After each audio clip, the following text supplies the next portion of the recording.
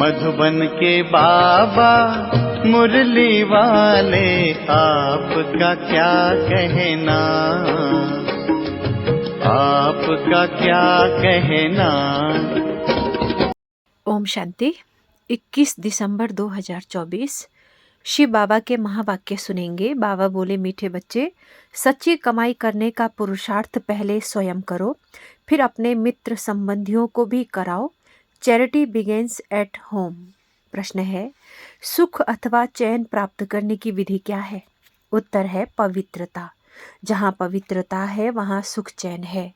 बाप पवित्र दुनिया सतयुग की स्थापना करते हैं, वहाँ विकार होते नहीं। जो देवताओं के पुजारी है वो कभी ऐसा प्रश्न नहीं कर सकते कि विकारों बिगर दुनिया कैसे चलेगी। अभी तुम्हें चैन की दुनिया में चलना है, इसलिए इस पतित दुनिया को भूलना है, शांति धाम और सुख धाम को याद करना है। ओम शांति। ओम शांति का अर्थ तो बच्चों को समझाया गया है। शिव बाबा भी ओम शांति कह सकते हैं, तो सालिग्राम बच्चे भी कह सकते हैं। आत्मा कहती है ओम शांति।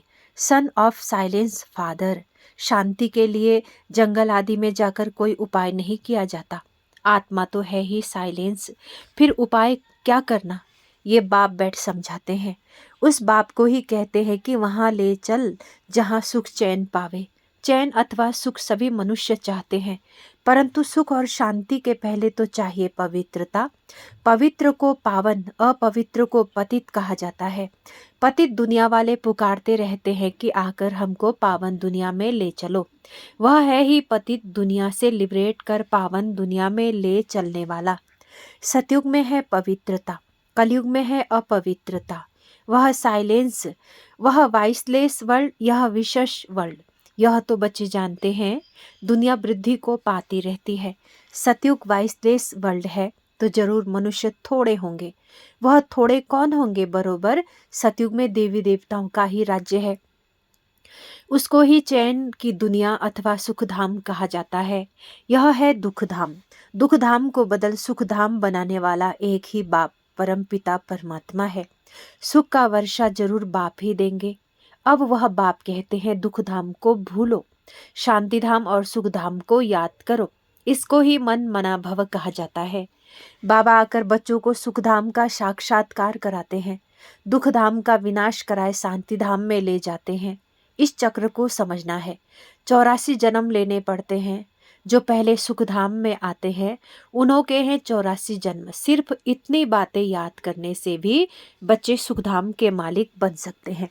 बाप कहते हैं, बच्चे शांतिधाम को याद करो और फिर वर्षे को अर्थात सुखधाम को याद करो। पहले पहले तुम शांतिधाम में जाते हो तो अपने को शांतिधाम ब्रह्मांड का मालिक समझो।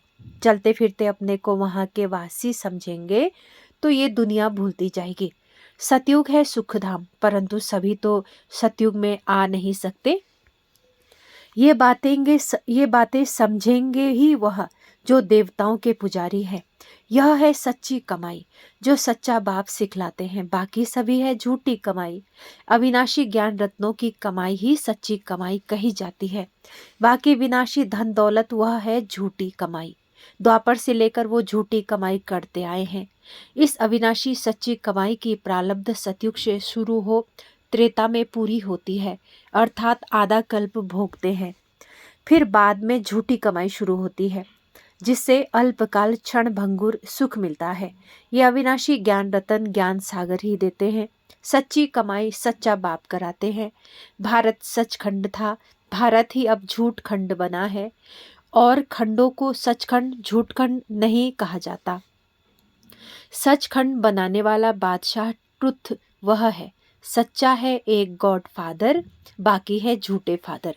सतयुग में भी सच्चे फादर मिलते हैं, क्योंकि वहाँ झूठ पाप होता नहीं। यह है ही पाप आत्माओं की दुनिया, वह है पुण्य आत्माओं की दुनिया। तो अब इस सच्ची कमाई के लिए कितना पुरुषार्थ करना चाहिए? जिन्होंने कल्प पहले कमाई की है वही करेंगे। पहले खुद सच्ची कमाई कर, फिर पियर और ससुर घर को यही सच्ची कमाई करानी है। Charity begins at home. सर्वव्यापी के ज्ञान वाले भक्ति कर नहीं सकते। जब सभी भगवान के रूप हैं, फिर भक्ति किसकी करते हैं? तो इसी दुबन से निकलने में मेहनत करनी पड़ती है। सन्यासी लोग चैरिटी बिगेन्स एट होम क्या करेंगे? पहले तो वो घर बार का समाचार सुनाते ही नहीं है। बोलो क्यों नहीं सुनाते हो? मालूम तो पड़ना चाहिए ना। बतलाने में क्या है? फलाने घर के थे, फिर सन्यास धारण किया। तुमसे पूछे तो तुम झट बतला सकते हो। सन्यासियों के फॉलोअर्स तो बहुत है। वो फिर अगर बैठ कहे कि भगवान एक है तो सभी उनसे पूछेंगे तुमको किसने ये ज्ञान सुनाया? कहे बीके ने, तो सारा उनका धंधा ही खल्लास हो जाए। ऐसे कौन अपनी इज्जत गवाएगा? फिर कोई खाना भी न दे। इसलिए सन्यासियों के लिए तो बहुत मुश्किल है। पहले तो अपने मित्र संबंधियों आदि को ज्ञान दे सच्ची कमाई करानी पड़े, जिससे वे 21 जन्म सुख पावे। बात है बहुत सहज, परंतु ड्रामा में इतने शास्त्र मंदिर आदि बनने की भी नूद है। पतित दुनिया में रहने वाले कहते हैं अब पावन दुनिया में ले चलो। सतयुग को 5000 वर्ष हुए हैं, उन्होंने तो कलयुग की आयु ही लाखों वर्ष कह दी है। तो फिर मनुष्य कैसे समझे कि सुखधाम कहाँ है, कब होगा? वह तो कहते हैं महाप्रलय होती है, तब फिर सतयुग होता है। पहले पहले श्री कृष्ण अंगूठा चूसता हुआ सागर में पीपल के पत्ते पर आता है। अब कहाँ की बात कहाँ ले गए हैं। अब बाबा कहते हैं ब्रह्मा द्वारा मैं सभी वेदों शास्त्रों का सार सुनाता हूँ। इसलिए विष्णु की नाभि कमल से ब्रह्मा दिखाते हैं और फिर हाथ में शास्त्र दे दिए हैं। अब ब्रह्मा तो जरूर यहाँ होगा, सूक्ष्म वतन में तो शास्त्र नहीं होंगे ना। ब्रह्मा यहाँ होना चाहिए। विष्णु लक्ष्मी नारायण के रूप भी तो यहाँ होते हैं। ब्रह्मा ही सो विष्णु बनता है, फिर विष्णु सो ब्रह्मा बनता है। अब ब्रह्मा से विष्णु निकलता व विष्णु से ब्रह्मा निकलता, ये सब समझने की बातें हैं। परंतु इन बातों को समझेंगे वह जो अच्छी रीति पढ़ेंगे। बाबा कहते हैं जब तक तुम्हारा शरीर छूटे तब तक समझते ही रहेंगे। तुम बिल्कुल ही 100% बेसमझ कंगाल बन पड़े हो। तुम ही समझदार देवी देवता थे, अब फिर से तुम देवी देवता बन रहे हो। मनुष्य तो बना न सके, हम सो देवता थे, फिर 84 जन्म लेते लेते एकदम कलाहीन हो गए हो। तुम सुखधाम में बहुत चैन में थे, अब बेचैन हो। तुम 84 जन्मों का हिसाब बता सकते हो? इस्लामी, बौद्धी, सिख, ईसाई, मठ, पंथ सब कितना जन्म लेते, ये हिसाब निकालना तो सहज है। स्वर्ग के मालिक तो भारतवासी ही बनेंगे, सैपलिंग लगती है ना। यह है समझानी। खुद समझ जाए तो फिर पहले पहले अपने माता पिता भाई बहन को ज्ञान देना पड़े। गृहस्थ व्यवहार में रहते कमल फूल समान रहना है। फिर चैरिटी बिगेन्स एट होम।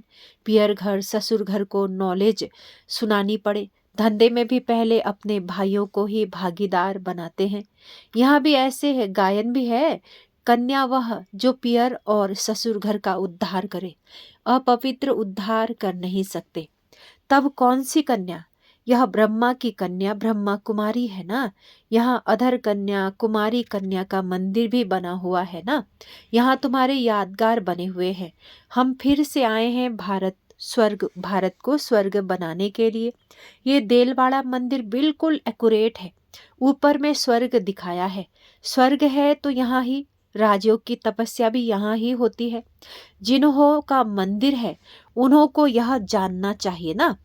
अब अंदर जगत पिता जगदम्बा आदिदेव आदि देवी बैठे हैं।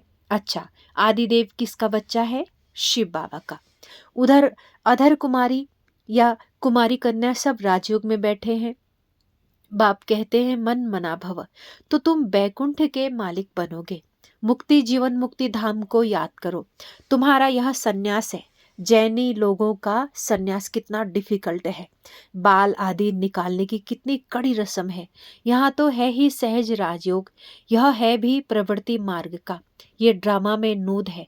कोई जैन मुनि ने बैठ अपना नया धर्म स्थापन किया, परंतु उसको आदि सनातन देवी देवता धर्म नहीं कहेंगे ना। वो तो अप्राय लोप है। कोई ने जैन धर्म चलाया और चल पड़ा, ये भी ड्रामा में है। आदिदेव को पिता और जगत अम्बा को माता कहेंगे। ये तो सब जानते हैं कि आदिदेव ब्रह्मा है। आदम बीबी एडम ईव भी कहते हैं।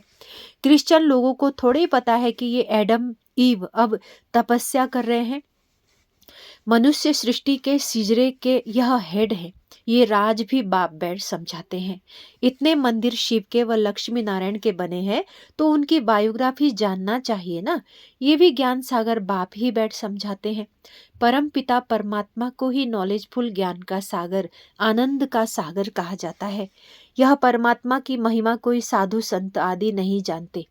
वह तो कह देते परमात्मा सर्वव्यापी है, फिर महिमा किसकी करे। परमात्मा को न जानने के कारण ही फिर अपने को शिवोहम कह देते। नहीं तो परमात्मा की महिमा कितनी बड़ी है। वह तो मनुष्य सृष्टि का बीज रूप है। मुसलमान लोग भी कहते हैं हमको खुदा ने पैदा किया, तो हम रचना ठहरे। रचना को वर्षा नहीं दे सकते। क्रिएशन को क्रिएटर से वर्षा मिलता है। इस बात को कोई भी नहीं समझते हैं। वह बीज रूप सत्य है, चैतन्य है। सृष्टि के आदि मध्य अंत का उनको ज्ञान है। सिवाय बीज के आदि मध्य अंत का ज्ञान कोई मनुष्य मात्र में हो नहीं सकता। बीज चैतन्य है तो जरूर नॉलेज उनमें ही होंगी। वही आकर तुमको सारे सृष्टि के आदि मध्य अंत का नॉलेज देते हैं। ये भी बोर्ड लगा देना चाहिए कि इस पाठ को जानने से तुम सतयुग के चक्रवर्ती राजा अथवा स्वर्ग के राजा बन जाएंगे। कितनी सहज बात है। बाबा कहते हैं जब तक जीना है मुझे याद करना है। मैं खुद तुमको यह वशीकरण मंत्र देता हूँ। अब तुमको याद करना है बाप को। याद से ही विकर्म विनाश होंगे। ये स्वदर्शन चक्र फिरता रहे तो माया का सिर कट जाएगा। हम तुम्हारी आत्मा को पवित्र बनाकर ले जाएंगे, फिर तुम सत्व प्रधान शरीर लेंगे। वहां विकार होता नहीं। कहते हैं विकार बिगर सृष्टि कैसे चलेगी। बोलो तुम शायद देवताओं के पुजारी नहीं हो। लक्ष्मी नारायण की तो महिमा गाते हैं संपूर्ण निर्विकारी। जगत अम्बा जगत पिता निर्विकारी हैं। राजयोग की तपस्या कर पतित से पावन स्वर्ग के मालिक बने हैं। तपस्या करते ही है पुण्य आत्मा बनने के लिए। अच्छा, मीठे मीठे सिखलदी बच्चों प्रति माता पिता बाप दादा का याद प्यार और गुड मॉर्निंग। रूहानी बाप के रूहानी बच्चों को नमस्ते।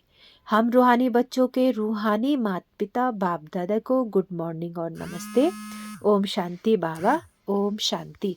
धारणा के लिए मुख्य सार है। पहला पॉइंट, इस पुरानी दुनिया को बुद्धि से भूलने के लिए चलते फिरते अपने को शांतिधाम का वासी समझना है। शांतिधाम और सुखधाम को याद कर सच्ची कमाई करनी है और दूसरों को भी करानी है। दूसरा पॉइंट है राजयोग की तपस्या कर स्वयं को पुण्य आत्मा बनाना है। माया का सिर काटने के लिए स्वदर्शन चक्र सदा फिरता रहे। वरदान है संपन्नता द्वारा सदा संतुष्टता का अनुभव करने वाले संपत्तिवान भव। विस्तार है स्वराज्य की संपत्ति है ज्ञान गुण और शक्तियाँ। जो इन सर्व शक्तियों से संपन्न स्वराज्य अधिकारी हैं वो सदा संतुष्ट हैं। उनके पास अप्राप्ति का नाम निशान नहीं। हद के इच्छाओं की अविद्या, इसको कहा जाता है संपत्तिवान। वो सदा दाता होंगे, मांगता नहीं। वे अखंड सुख शांतिमय स्वराज्य के अधिकारी होते हैं।